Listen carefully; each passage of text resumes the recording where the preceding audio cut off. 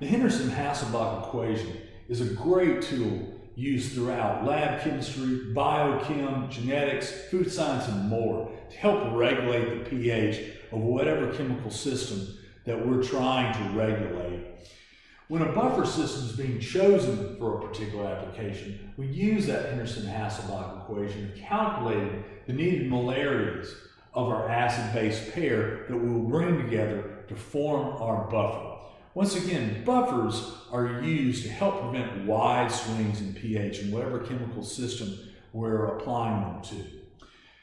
The Henderson-Hasselbach equation can be written several ways, but here's a good standard form. The pH of our desired buffer system should equal the pKa of the acid plus the log of the base of the system over the acid's molar concentrations.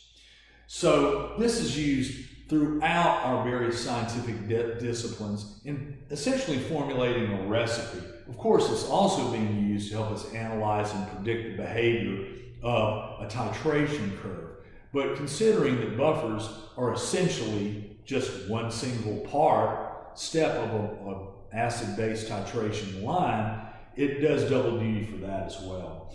Today we're going to prepare an acetate buffer with a pH of 5 from acetic acid while being titrated by a strong base, sodium hydroxide. So let's make an example first that helps us understand better what our lab is going to be like. One thing I do want to stress is that when buffers are being prepared, generally the convention is that the molarity of buffers should be about 100 times or 2 logs of the Ka value of the acid itself. This helps make a reliable buffer that is very resilient in the system that it's being applied to. So let's get to work on taking this example and working through a series of equations that will allow us to use the Henderson-Hasselbach equation and come up with what's basically our recipe for our desired buffer.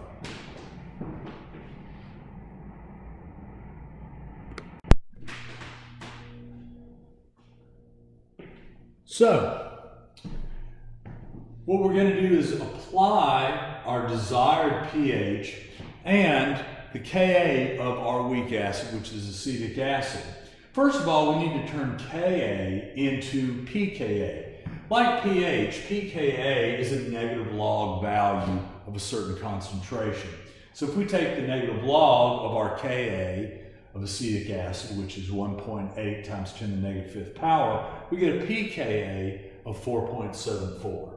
So now we can start putting the Henderson-Hasselbach equation to use. We have a desired pH, we know our pKa.